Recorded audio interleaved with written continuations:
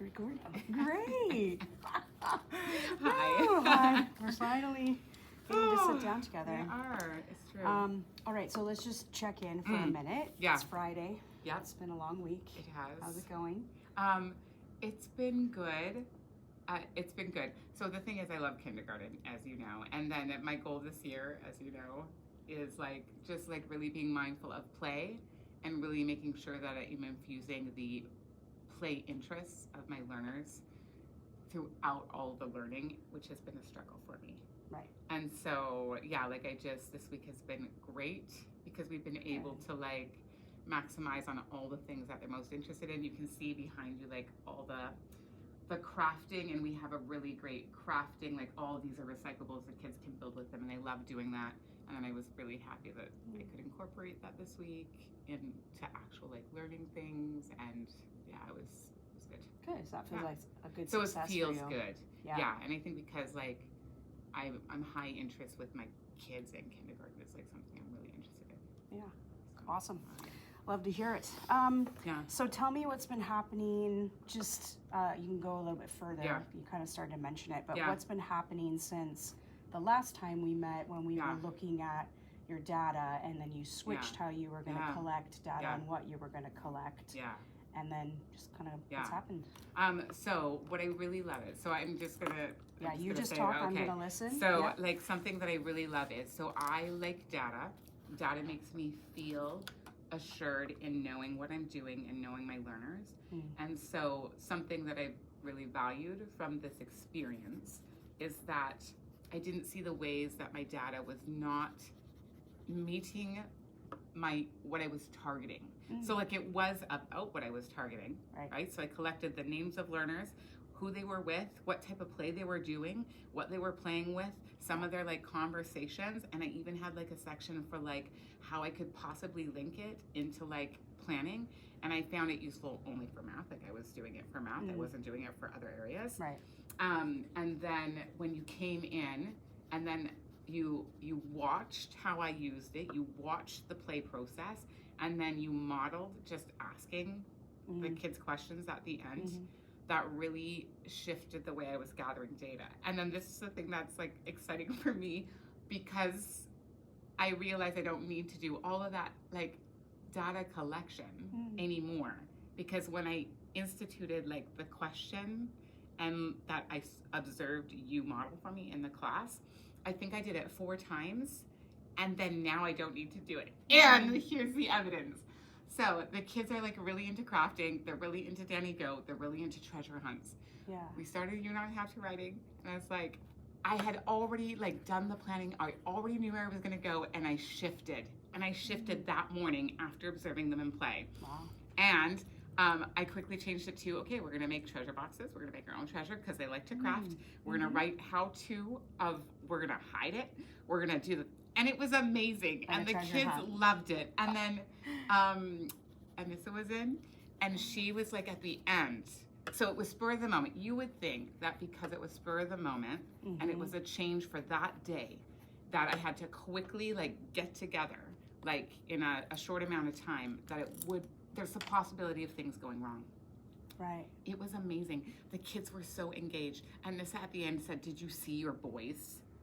And she's like, "You need to share this as a provocation." I mean, it wasn't so I just think for me, that, I really like that. Yeah. And I've been able to shift away from collecting the data. And I think for me, something that I realized through this experience is that I like data. I like to see the patterns. Yeah. But if you're collecting the right data, you don't need the Google Forms. You don't need the things. And I couldn't clue into why I wasn't making more progress within that.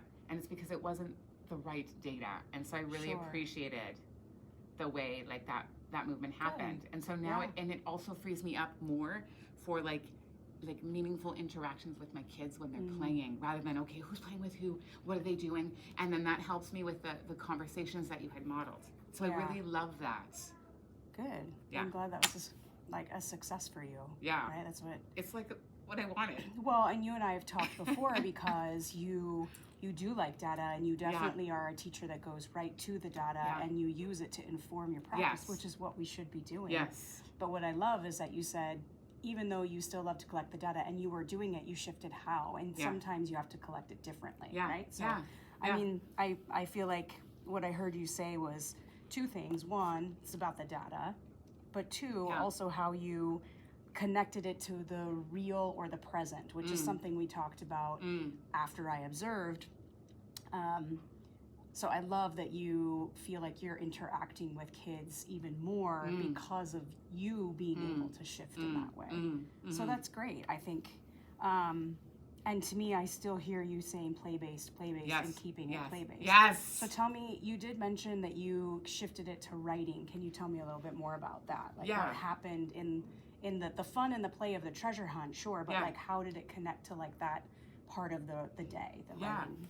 Okay, so and then this is so interesting too, because I can compare it to like what we did, like how to writing went last year in comparison to how to went this year. Right. So last year it took a lot of scaffolding for kids to understand how to, because how to is very similar to all about, and so the kids initially last year, when we shifted to how to, they still wanted to do the all about, and they were confusing the how to. And in doing this and in just engaging in play, so like we went on a treasure hunt. So I quickly hid like clues around the school. We had to like follow these instructions. That was my mentor text. And we had to do the whole thing, and we found it. And then they literally went right into, and they just did it. I didn't have to scaffold any of the language. I didn't have to like all those things that I did last year. Sorry, I feel emotional. I love school. I love learning, and I love when things shift for kids, so it makes me feel a little emotional. I love that. I like when teachers can do less talking and when kids can do more. And I think I really saw that in this. And I think it's the first time I feel really successful in teaching writing in a way where kids were so engaged and really got it. And then it just highlights the ways that kids are knowers, and when we do things that meet their needs, they really can show us. And that just feels good. Good. I'm happy. I mean, it's okay to show emotion and be happy in that way. So if you want to take a moment, you can. I'm just gonna calm take down. A breath. You're kind of giving me a little I know, I'm like, I love your kids. I know your kids. I know, yeah. So I think that, like, to me, literally, like, they sat down. I did nothing. We did, like, that was just the thing. I did nothing. And then they all wrote. They all wrote. And now we're applying it to other things they know how to do. And I just was like, So I think That's for great. me. And I struggled with writing. You'll remember last year, I just really stressed about writing and reading. And so Well, I know you to be a teacher who loves math, and that's very analytical, and so that's partly why. But that's common, right, with teachers.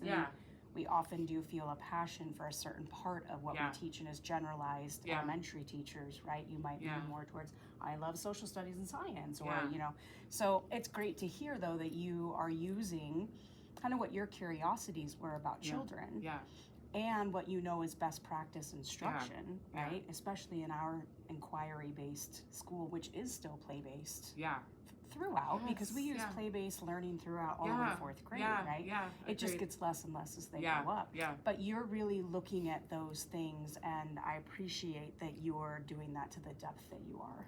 So, thank you. And I'm sure your learners appreciate that too. So. I mean, and I think it's good to have, like, people who can support that shift, because when you look at also your role within it, you were very empowering with it.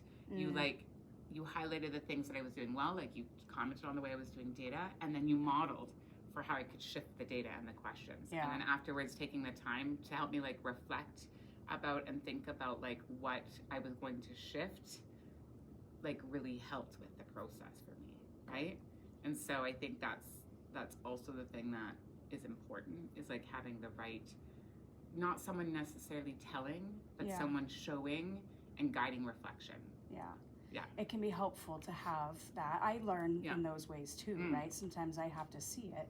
I mean, that's what we talked about with kindergartners too, right? Like, they need to be able to see it, do it, try again. So, you know, I hope. Fail and be okay with failing. Totally, right?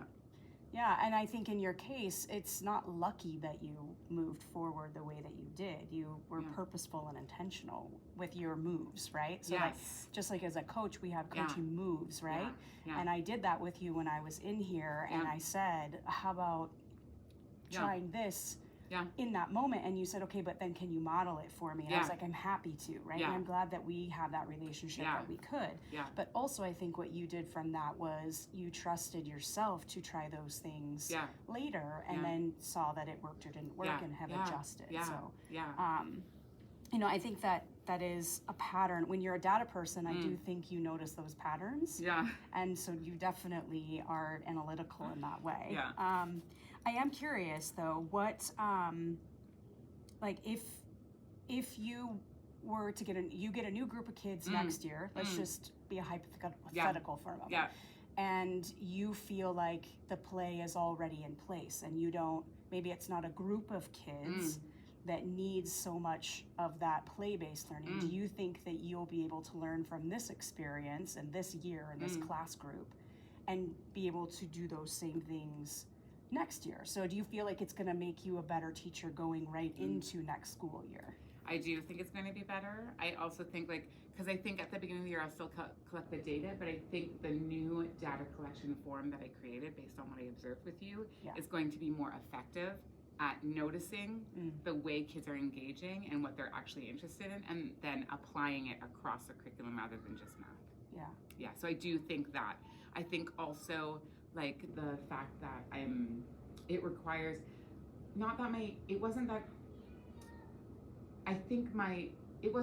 the way I engaged with learners wasn't meaningful, it was that it was less personal. And I think by making the conversations more personal, I think that's the thing I didn't see I was missing until I observed it from you. And I think that is gonna come with me into the next year. And I think it'll be interesting to see how it changes the start of the year relationships and rapport with learners. Like, I'm interested in seeing what that looks like for next year because of how I've shifted the conversations. Yeah, I'm excited to hear from you. Yeah. All right.